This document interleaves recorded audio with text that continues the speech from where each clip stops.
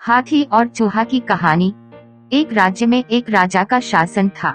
हर सप्ताह पूरी शानो शौकत से नगर में उसका जुलूस निकला करता था, जहां प्रजा उसके दर्शन किया करती थी। एक दिन एक नन्हा चूहा उसी राजमार्ग के किनारे किनारे कहीं जा रहा था, जहां राजा का जुलूस निकलने वाला था।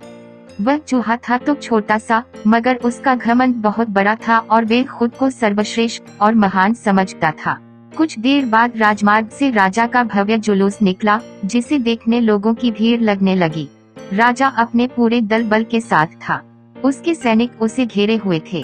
कई मंत्री और अनुचर उसके पीछे थे। वह एक विशाल शाही हाथी पर सवार था। हाथी शाही था, इसलिए उसे भव्यता से सजाया गया था और उसकी शान भी देखते बनते थी।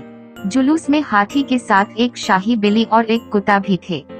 राजा का जुलूस देखने को उमड़ी भीड़ राजा के साथ साथ उसके शाही हाथी की भी प्रशंसा कर रहे थी। यह सुनकर घमंडी चूहे को बहुत बुरा लगा। वह हाथी को गौर से देखने लगा, फिर सोचने लगा, डैश इसमें ऐसी क्या खास बात है जो मुझ में नहीं। मैं भी उस जैसा ही हूँ। मेरे पास भी 2 आंखें, 2 कान, 1 नाक और 4 पैर हैं। फिर उसकी इतनी प्रशंसा क्यों? उसके विशाल शरीर के कारण, लंबी सूंड के कारण, छोटी छोटी आंखों के कारण या झुर्रीदार चमड़ी के कारण? किस कारण? एक बार तुम लोग मुझे देख लो, उस हाथी को भूल जाओगे। मैं हाथी से ज्यादा महान हूँ। चूहा ये सब सोच ही रहा था कि शाही बिल्ली की नजर उस पर पड़ गई और उसकी लार टपक गई। जुलूस छोड़ वह उसकी ओर लपकी। फिर क्या था? चूहा अपनी सारी महानता भूलकर दुम दबाकर भागा।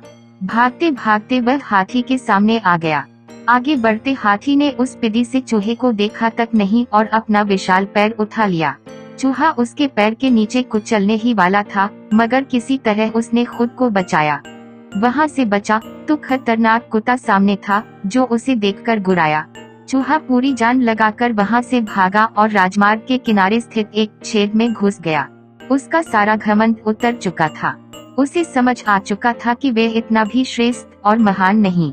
सीख: किसी से मात्र रूप रंग की समानता हमें महान नहीं बनाती।